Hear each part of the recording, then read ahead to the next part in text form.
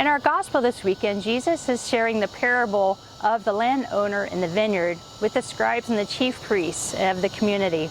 And he says to them that the landowner wanted to build this vineyard. He put a hedge around it, a tower, and he put in a wine press.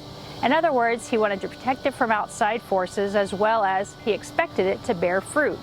So when he went out of town, he sent his servants back to check on the vineyard to see what kind of fruit it had produced.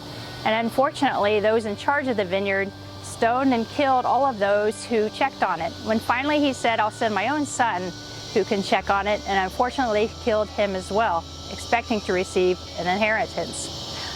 So it's kind of a foreshadowing of what would happen to Christ. So when God the Father sent then the prophets to go and to speak to the people of Israel, the chosen people, to see what kind of fruit they produced. And then he sent his own son to be with the people, and again they rejected, they killed him as well.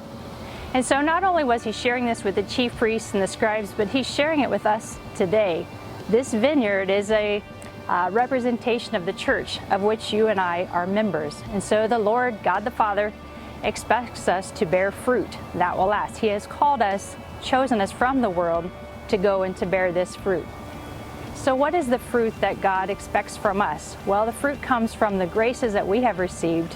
And those graces are then the virtues, living in charity with one another, forgiving each other, doing good deeds. So we look for those fruits in our lives, and are we bearing good fruit? And so for this week, it led me to think of two things that we can perhaps do.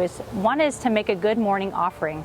And we ask the Lord to bless all of our thoughts, words, and actions of this day so that everything will be pleasing to Him and fruitful. We ask Him to be part of our day and to lead and guide us through the day.